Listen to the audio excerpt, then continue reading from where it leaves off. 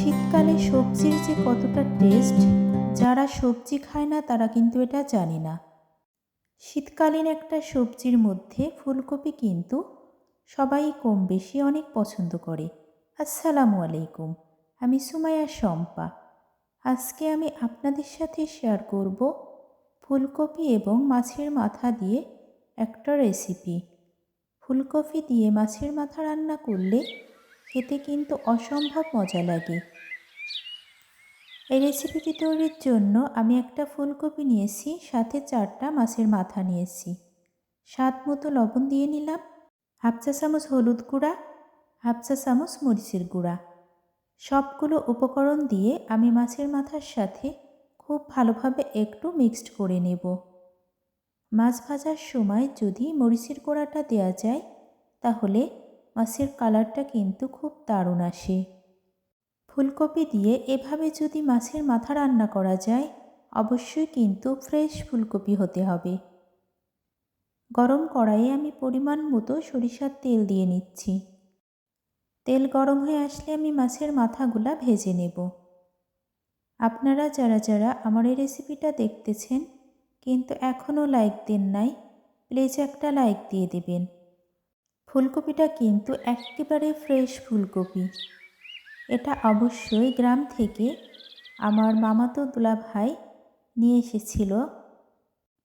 শুধু যে ফুলকপি এনেছে তা না, ফুলকপি নিয়ে আসছে, সাথে হচ্ছে আমড়া, বেগুন, তারপরে কলা নিয়ে এসছে। তারপর তাদের নিজেদের পোষা কবুতর নিয়ে এসেছিল। ফুলকপিগুলা আমি এভাবে কেটে নিয়েছি। এখন আমি মাছের মাথা ভেজে উঠিয়ে নিয়েছিলাম, সেই তেলের মধ্যে ফুলকপিগুলা দিয়ে একটু ভেজে নেব। ফুলকপি রান্নার আগে যদি আমরা ফুলকপিগুলা একটু ভেজে নিই তাহলে ফুলকপির যে একটা কাঁচা গন্ধ সেটা কিন্তু চলে যায়। ফুলকপিগুলা খুব বেশি ভাজা যাবে না, আমি কিভাবে ভেজে নেব দেখতে থাকুন। যারা যারা আমার এই রেসিপিটি দেখতেছেন কিন্তু আমার চ্যানেলটি এখনও সাবস্ক্রাইব করেননি, যদি আমার ভিডিও দেখতে দেখতে ভালো লেগে যায় অবশ্যই চ্যানেলটি সাবস্ক্রাইব করে দিবেন। ফুলকপিগুলো আমি ভেজে উঠিয়ে নিয়েছি। আবারও আমি কড়াই পরিমাণ মতো সরিষার তেল দিয়ে নিলাম। গরম তেলে প্রথমে পেঁয়াজ কুচি দিয়ে নিচ্ছি। পেঁয়াজ কুচিটাকে লাইট ব্রাউন কালার করে ভেজে নেব। এখানে স্বাদ মতো লবণ, 1 চা চামচ মরিচের গুঁড়া, 1 চা চামচ জিরা গুঁড়া, হাফ চা চামচ মেথি গুঁড়া, 1 চা চামচ হলুদের গুঁড়া, 1 চা চামচ ধনিয়া গুঁড়া।